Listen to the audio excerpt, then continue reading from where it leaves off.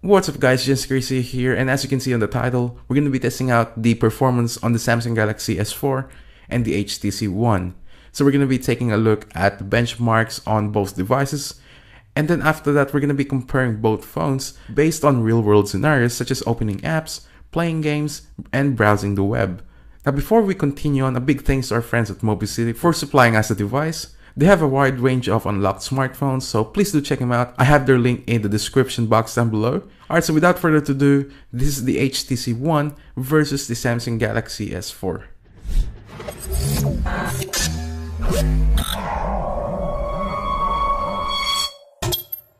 Inside the S4 is a quad-core Snapdragon 600 processor, accompanied by Adreno 320 graphics chip and 2GB of RAM.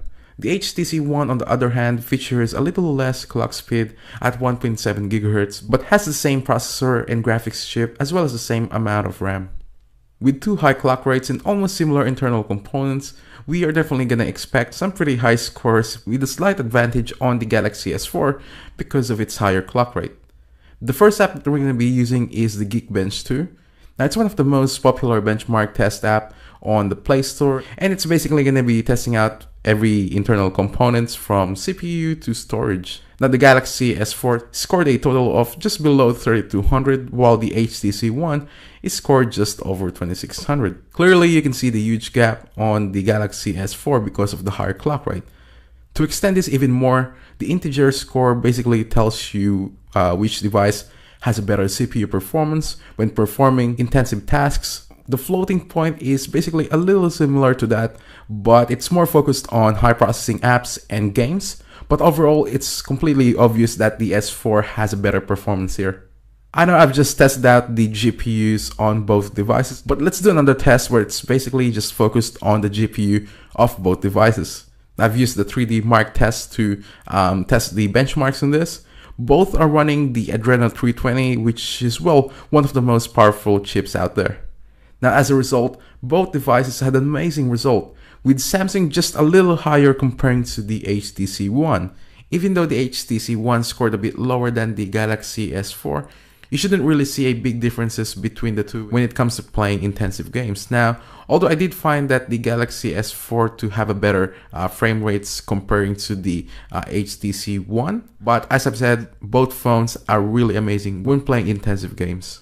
Performance test is not complete without JavaScript benchmark test. Now I've used SunSpider for this, and it was a pretty close, but the HTC One has a much higher result, which means that it's slightly better when it comes to rendering and animation. Now that we've done all the benchmarks, what about the performance based on everyday use? Now both phones are running its own skinned version of Android. The Tweak TouchWiz is even more customizable with plenty of new features. Opening apps that you would normally use, like the messaging and the browsing app for example, would run as fine even when opening up games was pretty smooth experience. However, once the gestures and scrolling features have been enabled on the Galaxy S4, now you'll start seeing some stutter, lag, and a few delays on the phone. The HTC One, on the other hand, was running the smoothest based on the same test as the Galaxy S4. Now the Sense 5 seems to have a better optimization, but in my opinion, I think it's all because of the new gestures and features on the Galaxy S4. But if you use a different launcher like the Nova launcher, for example, or the Apex launcher, it seems to fix the problem a little bit. But I do believe that Samsung will sure fix the problem over the next upcoming updates. Both phones do have a great performance, and it's almost a close call. While the HTC One may run better than the S4, I would still have to give it to the S4 because of the better benchmark.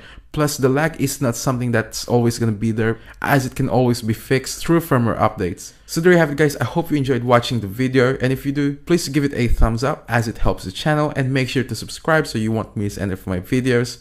Once again, thanks to Mobicity for the device. I'm Jens Gracie, and I will see you all in the next one.